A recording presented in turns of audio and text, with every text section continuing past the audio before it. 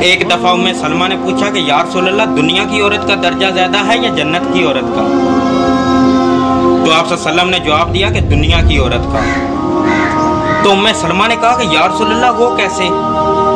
क्योंकि उनके ज़हन में था कि हम तो मिट्टी से बनी हैं, बुढ़ापा भी आता है, मौत भी आती है, पेशाब भी है, गंदगी भी है, और वो तो जन्नत की औरतें हुई, ना पेशाब, ना बदबू, ना गंदगी, तो वो तो हमसे आला हुई।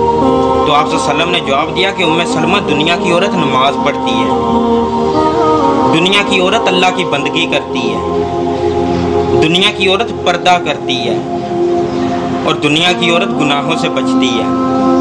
इसलिए मेरा अल्लाह ईमान वाली औरतों को जन्नत की हूरों से ऊपर कर देता है। तो क्या आज की औरतें उस दर्जे के काबिल हैं?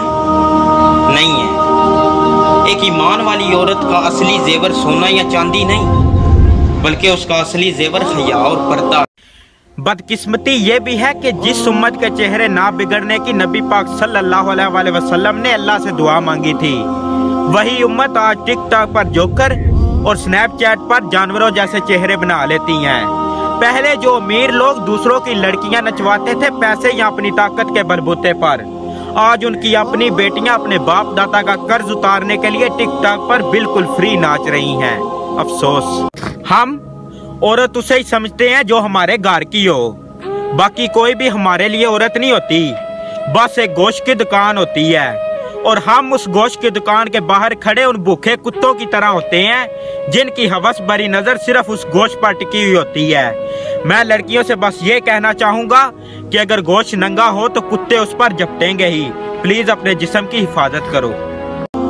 कोठे पर अगर कोई औरत नाचे तो उसे मुजरा कहा जाता है और उस औरत को तवाइफ, लेकिन अगर यही औरत किसी शादी, स्कूल, कॉलेज या टिकटॉक पर नाचे तो उसे फैशन शो कहा जाता है और उस औरत को मॉडल। हंसी आती है मुझे हसरते इंसान पर जो गुनाह करता है खुद और लानत भेजता है शैतान पर।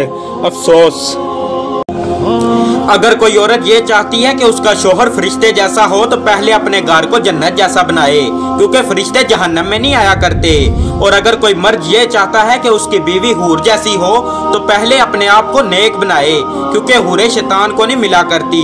अगर कोई बात बुरी लगी हो तो माजरत हुआ। एक तवाइफ से हराम लज़्ज़त हासिल करने के लिए तो अक्सर मर्द जाते हैं, मगर कोई भी उसे चार दीवारी में निकाह करने को तैयार नहीं होता। ऐसा क्यों? औरतों की लंबी जुबान का शिकवा तो अक्सर मर्द करते हैं, मगर कोई भी मर्द एक गूंगी लड़की से निकाह करने को तैयार नहीं होता। ऐसा क्यों? बेवा औरतों का दुख तो सारे मर्दों को होता है, मगर कोई एक भी मर्द उसके दिल का बोझ हल्का करने के लिए उससे निकाह नहीं करता। ऐसा क्यों? लोग कहते हैं सूरत में क्या रखा है, सीरत अच्छी होनी चाहिए, मगर वो लड़की जो उनको प्यारी नहीं लगती उससे कोई निकाह करने को तैयार नहीं होता। ऐसा क्यों? मैंने लफ्ज़ बदसूरत इस्तेमाल नहीं किया, क्योंकि कोई भी इंसान बदसूरत नहीं होता। कोई शक्ल से खूबसूरत होता है और कोई इंसान दिल से खूबसूरत होता है।